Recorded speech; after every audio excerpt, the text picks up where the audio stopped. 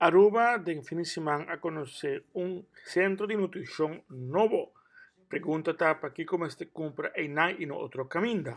En verdad, why buy a NutriCenter? NutriCenter no solamente nos está variado en sabor diferente, nos está variado también en producto y nos precio está unbeatable. Nos precio está mejor que cualquier otra competencia que tiene fuera y nos está dando una backup en nuestra comunidad. Vooral en tiempo difícil, nos está ofreciendo un buen producto a un precio que está más affordable.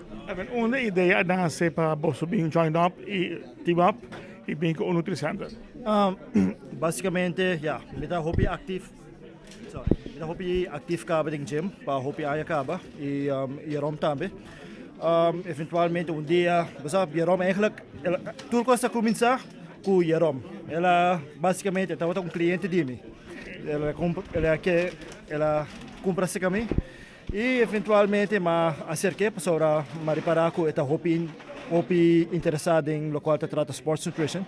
Dus me acerquei, eventualmente me expliquei o que a me quer logra, ou o que a me quer fazer, e assim nós quer brainstorm e eventualmente nós sabemos o conceito de NutriCenter.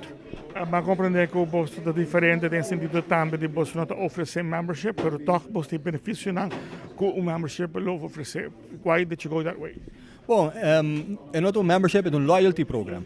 E o loyalty program será que a gente não beanbag se acabou, não ganha ponto, não acumular ponto de bunkartje.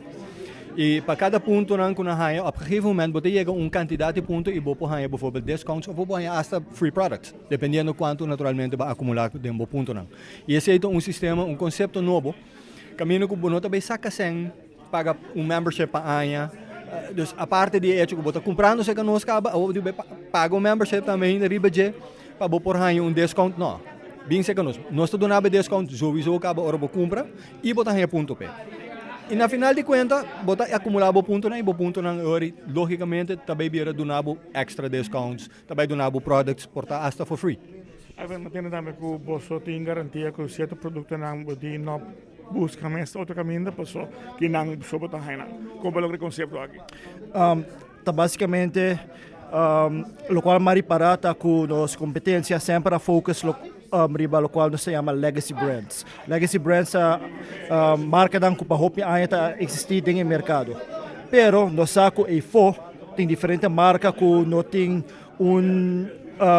agência bambisa que na Aruba. E isso aí tá lo qual tá hasi NutriCenter a parte.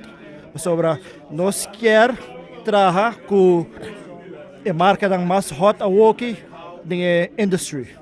E tudo marca não que nossa competência também não está hot mas e hopi gente acercar-me bisam hey não quer tal marca não quer tal sabor e basicamente that's it. A mitad título clay, noticia clara.